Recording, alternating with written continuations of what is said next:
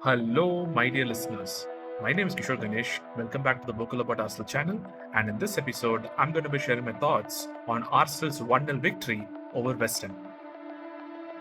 200% foul. Not 100, 200% foul on David Raya. This was said not by anybody in the Arsenal ecosystem, but by Roberto De Zerbi, the current Spurs manager.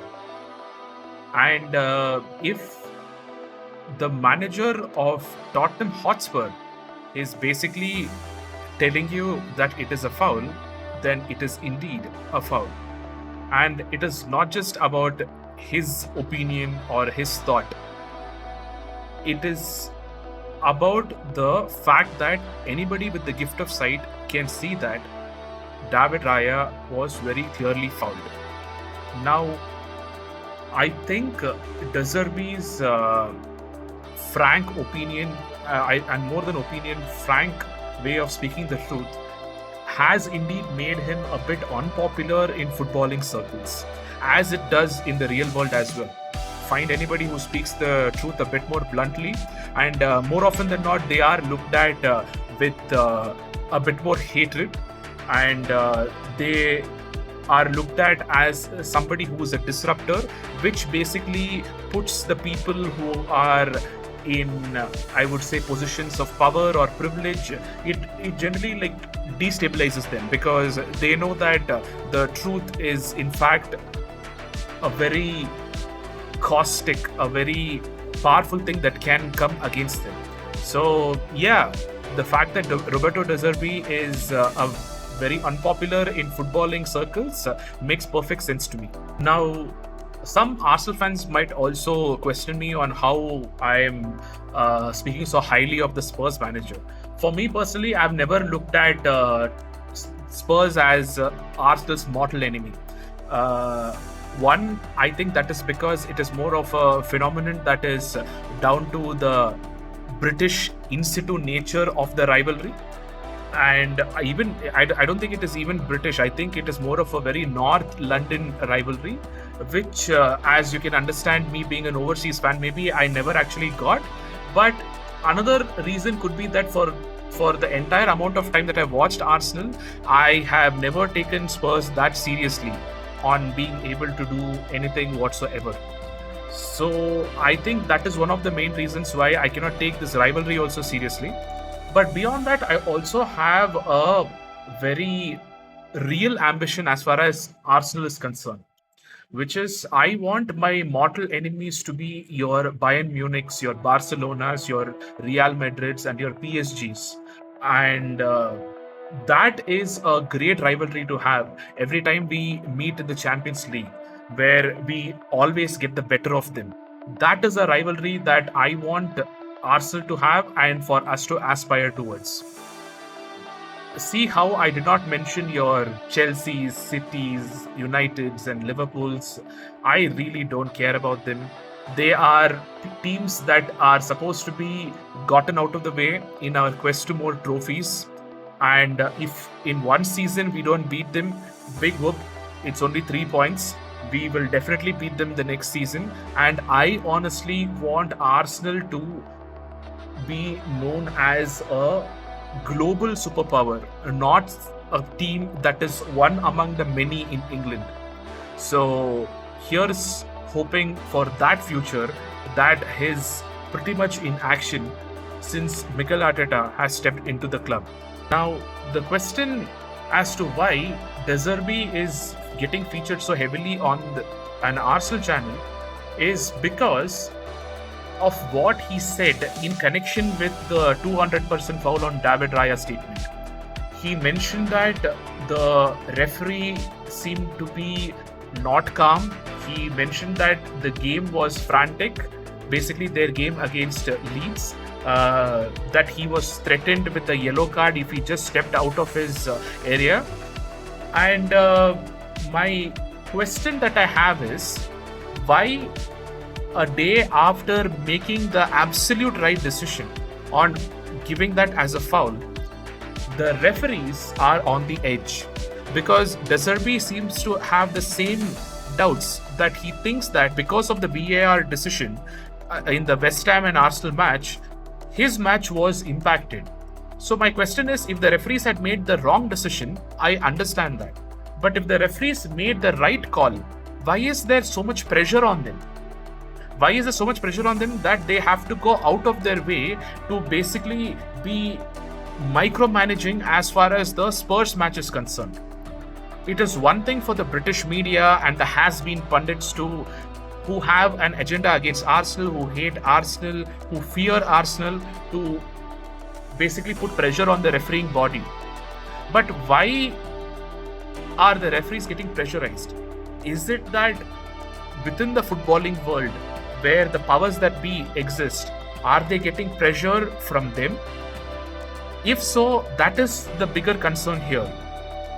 It is a very simple matter here to the referee body.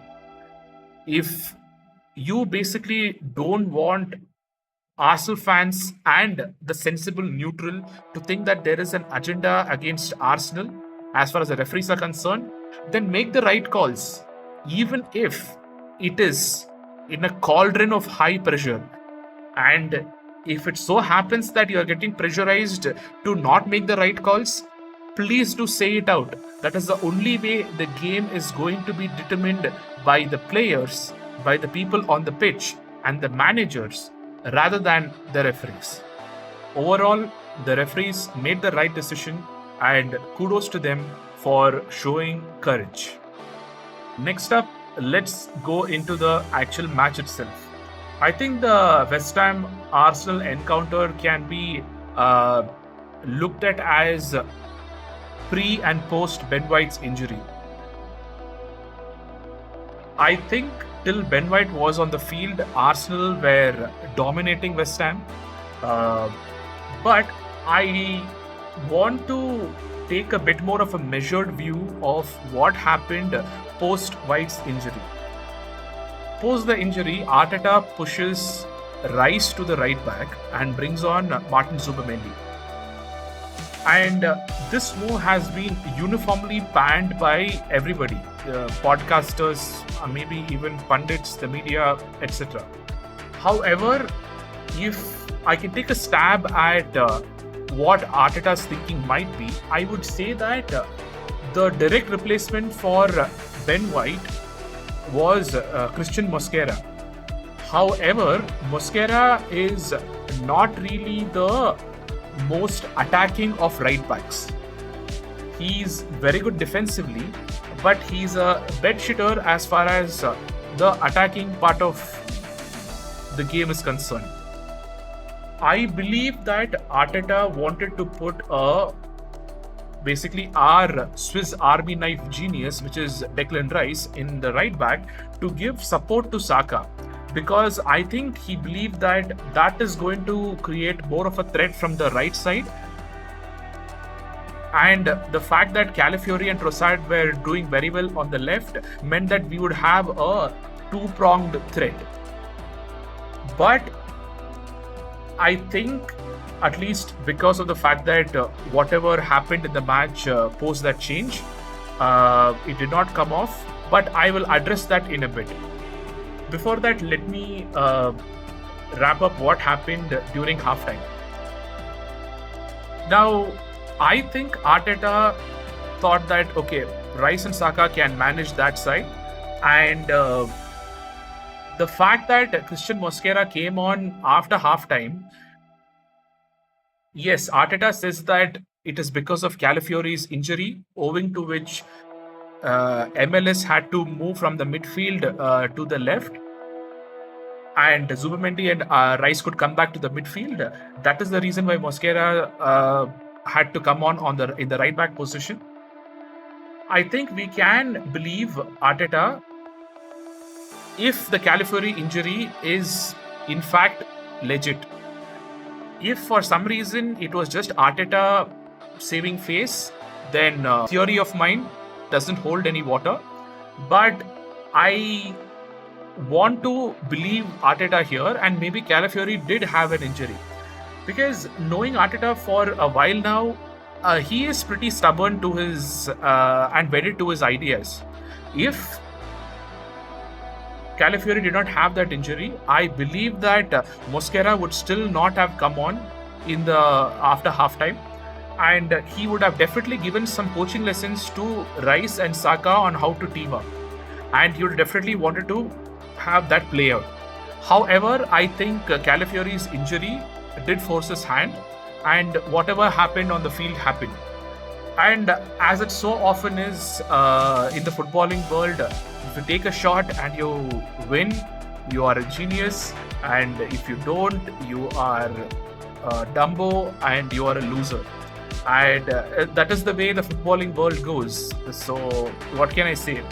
The true test will be if we actually do discover that Calafiori was injured, and at this point of time, I don't see any reasons to believe that he wasn't.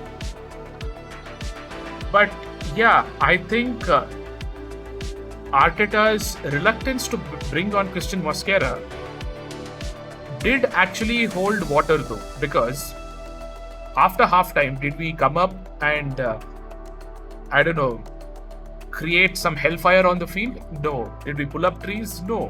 What happened was, I think Mosquera still ended up getting a yellow card because, as defensive as he is, he doesn't, he sometimes does get a bit distracted and he gets the card.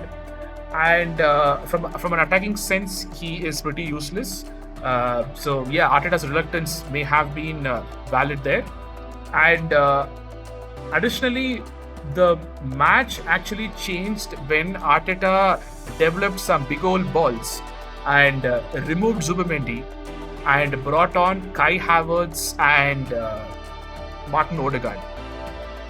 And I think he profusely apologized to Zubimendi as well. He mentioned that it was his opinion that the match needed something, and what it needed was two attacking midfielders in those positions, and that was the reason why Zubimendi was removed. And I don't think Zubimendi needs to take anything to heart because he has played some 53 games this season or something. So, and a manager doesn't play you that often if he doesn't believe in you. So, yeah, one of our best value for money buys in the recent past, as far as I'm concerned, is Martin Zubimendi. So, yeah, going back to Kai Havertz and Martin Odegaard, I think Martin Odegaard played like a vintage Martin Odegaard match when he came on. He was liberated, he was pressing, and this Odegaard unfortunately has been missing for the past couple of seasons for a variety of reasons, I suppose. And it was quite saddening for me to see that, because I wanted Odegaard and Saka to be the ones who will basically take us to the title, but for a variety of reasons they have not been available. But the fact that Arsenal has become so resilient that it is not dependent on these two people is testament to Arteta and Arsenal's, I would say, toughness. That said, if both of them can come in and they can basically give us those amazing performances like how Saka did against Atletico and how Odegaard did against West Ham, I think nothing quite like it, because as far as I'm concerned, both of them are extremely important to this Arsenal project, and I hope they come back stronger the next season. So yeah, Odegaard's masterclass led to the creation of the goal, and the goal was actually scored by who, in my opinion, was the man of the match, which was Leandro Trossard.